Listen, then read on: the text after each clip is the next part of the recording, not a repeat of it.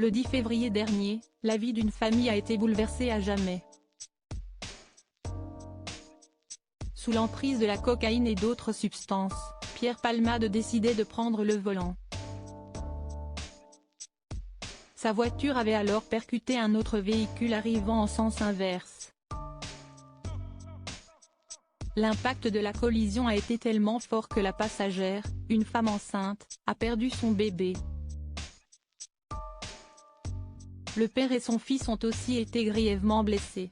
5 mois après ce terrible accident, Yüksel Yakut, le conducteur de l'autre véhicule, est sorti du silence.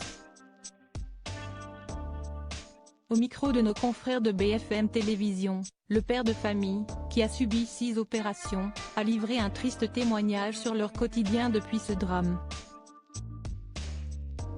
Ils souffrent tous de très graves séquelles, physiques et psychologiques, y compris l'enfant âgé de 6 ans. Devrim, l'enfant victime de l'accident de Pierre Palmade @BFM Télévision. Il ne parle plus à personne. Il va sans dire que l'accident provoqué par l'humoriste de 55 ans n'a pas été sans conséquences. Les 3 victimes ont vécu un vrai calvaire pendant des mois.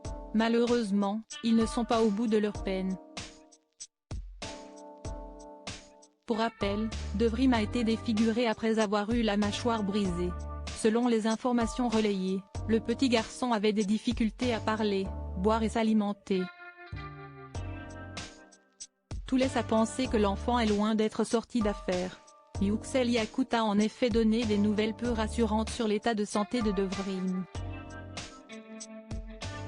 Au cours de cet entretien, il a confié que cet accident a complètement traumatisé son fils. Mon fils Devrim n'est plus le même. Avant il était sociable, il jouait et maintenant, il ne parle plus à personne. Quand il est dans la rue, il a peur alors il ne veut plus sortir et dès que quelqu'un parle de l'accident, il s'enferme dans sa chambre, il a des cicatrices sur son visage. Ces traces, ça va le marquer à vie. Si est-il le pire dans tout ça, jamais il n'oubliera. Yüksel Yakut dénonce la remise en liberté de Pierre Palmade. Selon les propos du père de famille, celui qui a été filmé en boîte de nuit bénéficie d'un traitement de faveur. Yüksel Yakut en est persuadé. De ce fait, il a pointé du doigt la décision de la justice de le remettre en liberté en attendant son procès.